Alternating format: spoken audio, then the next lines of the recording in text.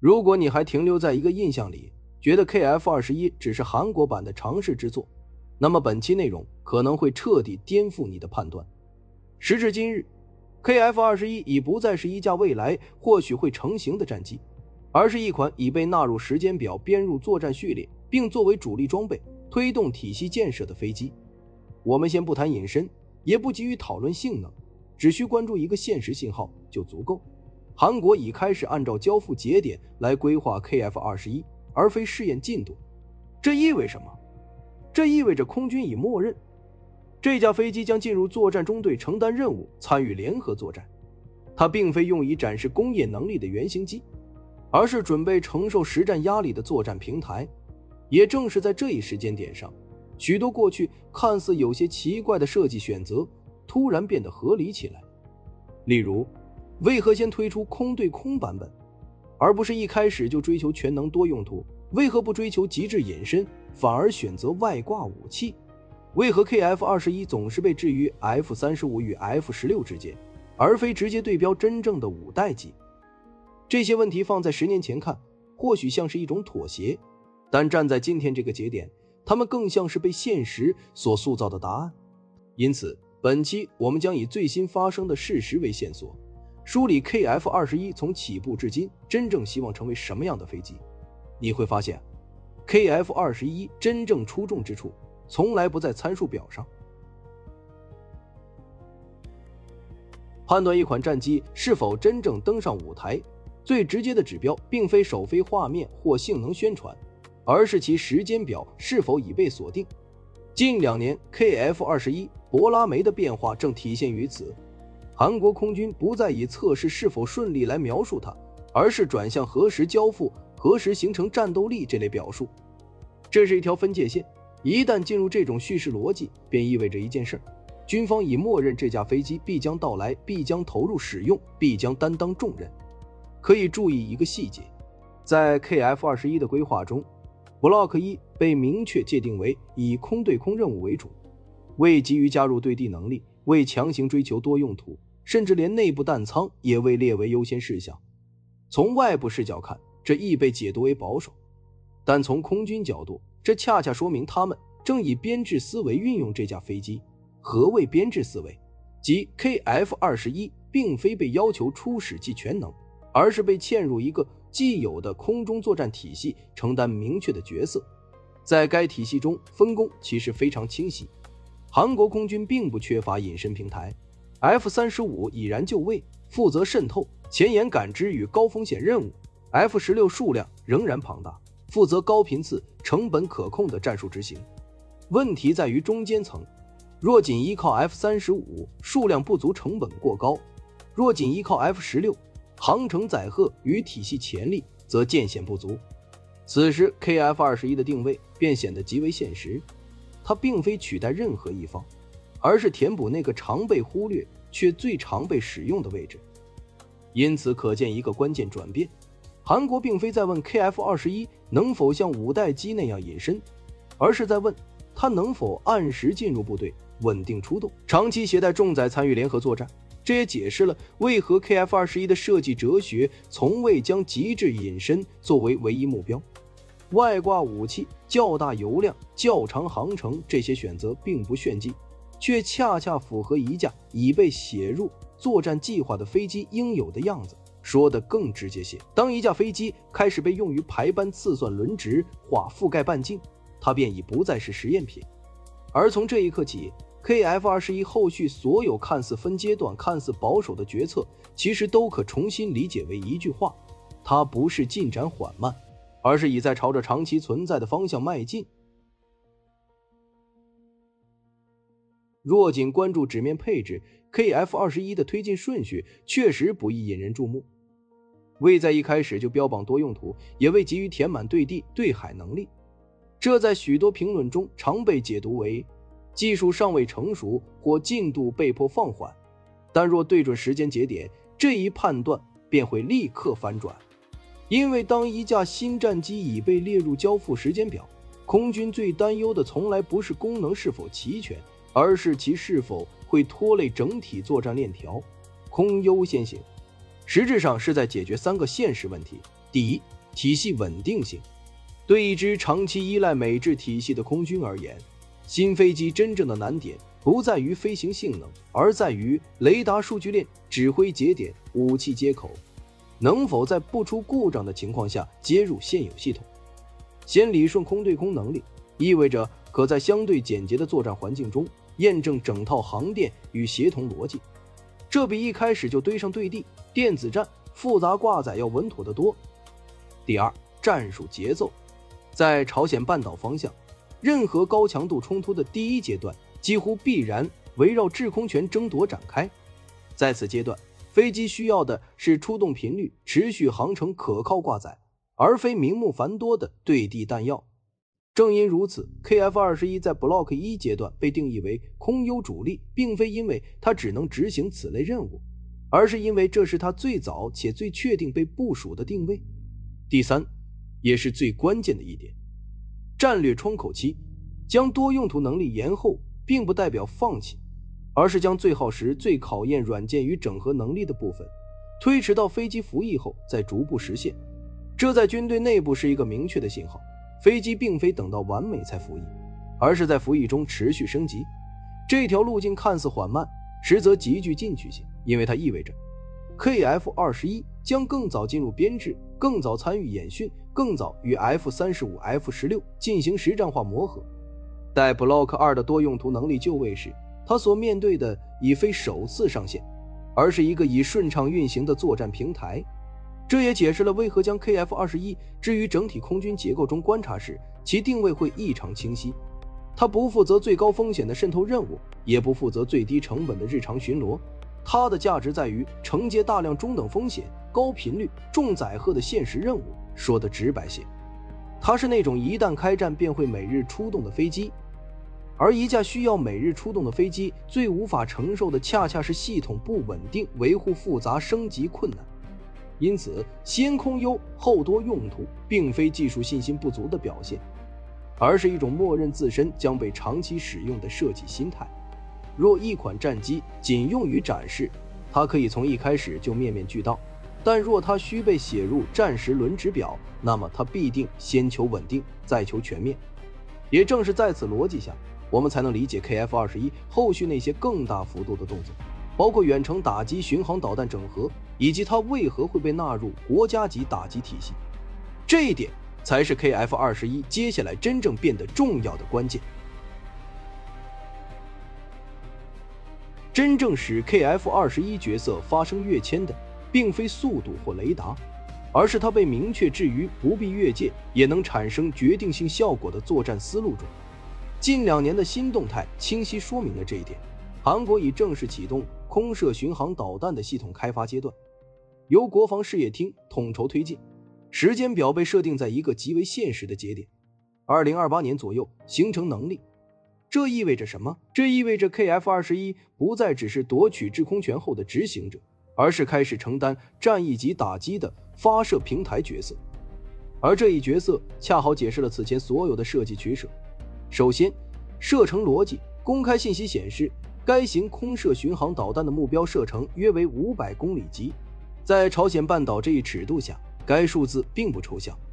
從韓國境內起飛，在不進入北方防空網核心區的前提下，便足以覆蓋絕大多數最關鍵、最堅固的目標。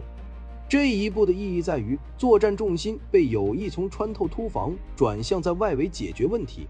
一旦作戰邏輯發生這一轉變，平台需求也隨之改变，所需的并非極限隱身的小型內埋彈艙，而是航程掛載能力、出動頻率體系協同能力。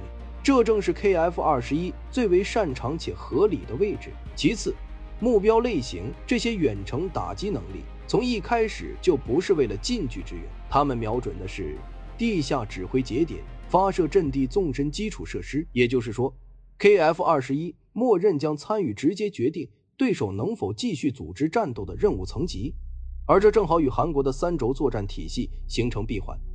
第一軸是先制壓制，第二軸是攔截反擊，第三軸是在對手做出任何實質性動作後，對其指揮與發射體系進行系統性癱瘓。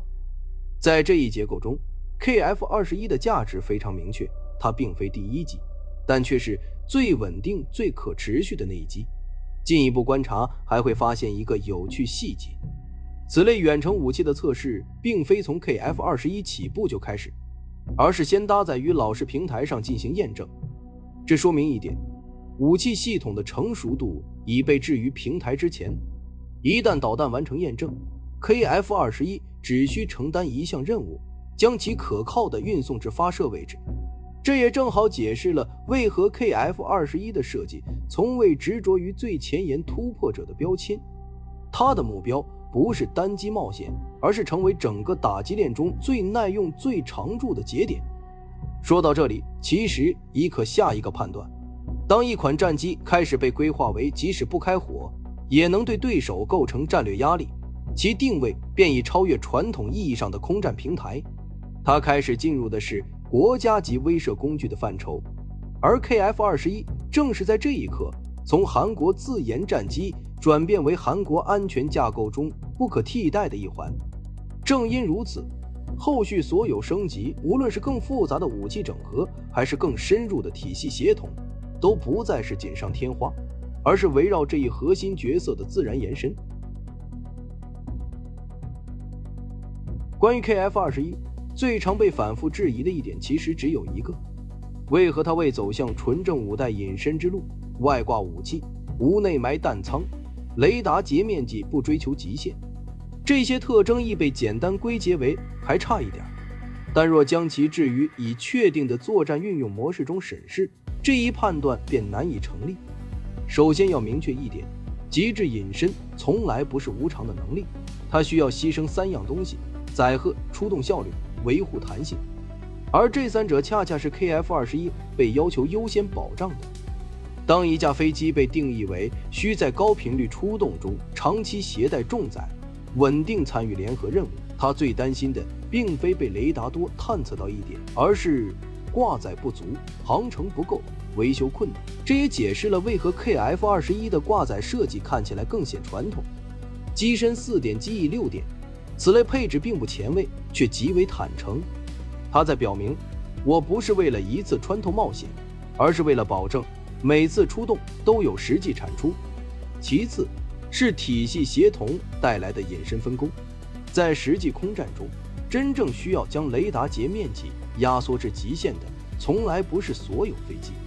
當 F-35已承擔前沿滲透、目標標定、態勢感知等任務，後續平台真正需要做的是將火力投送至合適位置。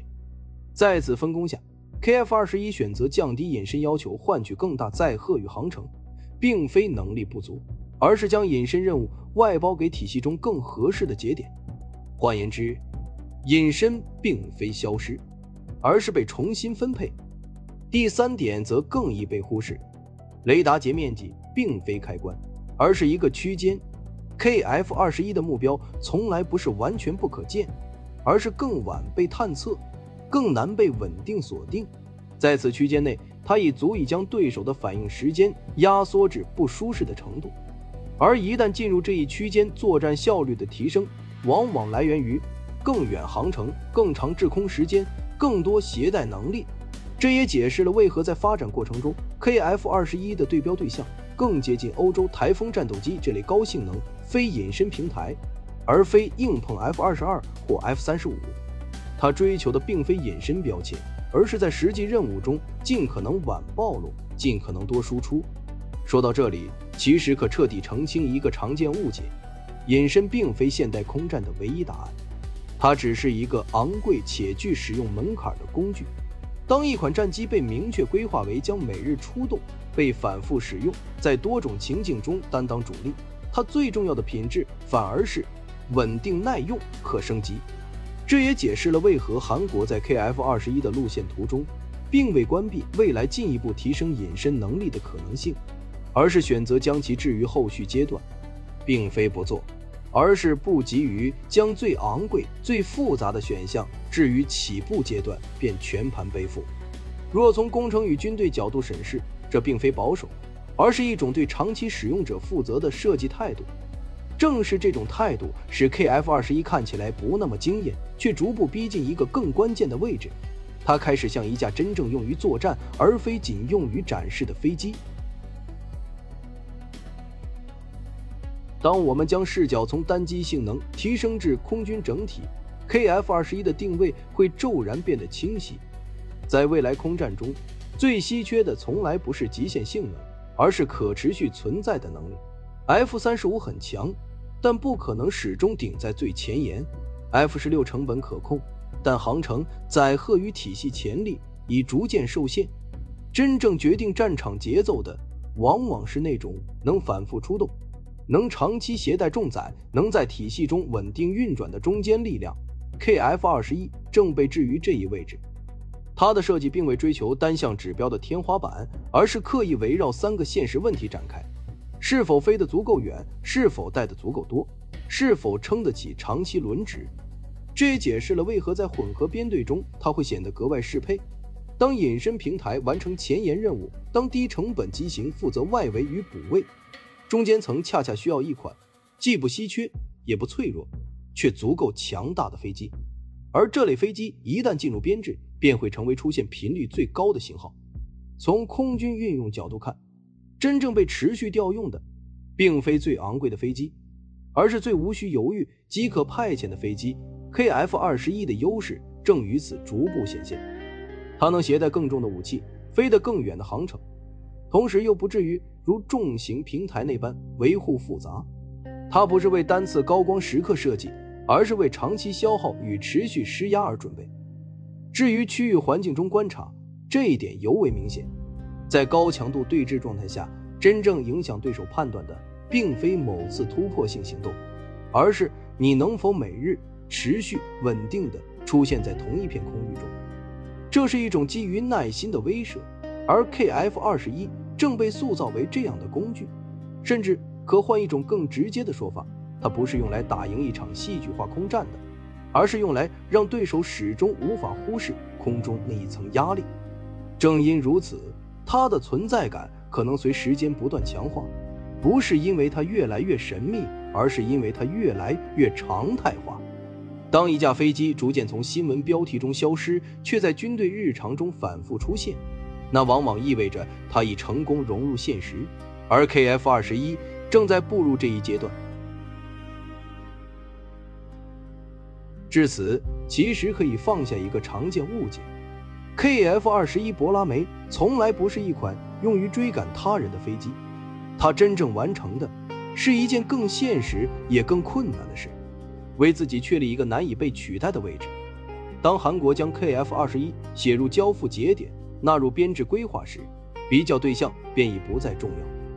他面對的不再是參數榜單，而是一個更直接的問題：這架飛機能否在未來10年中被反复使用、持續升級、長期存在？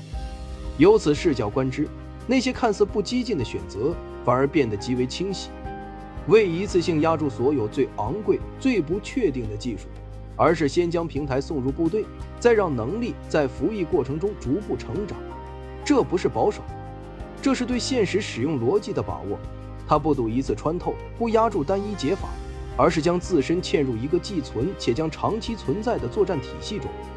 一旦實現這一點，是否最強便不再是關鍵。而在工業層面， KF-21 留下的也不僅是一架飛機，它推動整個航空體系圍繞真實服役需求運轉、航電、軟件、武器整合、維護、升級路徑，乃至未來的發動機自主化。這條鏈路一旦運轉起來，便不會輕易停止。因此，若一定要為 KF-21 下一個定義，它不是最隐身、最便宜或最耀眼的那一架，但它很可能是那種一旦進入空軍結構便最難被替換的存在。而在現實世界中，這類飛機往往比任何紙面王者存活更久，也更具分量。如果你覺得本期的分析对你有所啟發，歡迎點讚訂閱。你如何看待 KF-21 的定位？它會成為中間層模板，還是僅為過渡方案？評論區等你。我是阿偉，咱們下期再見。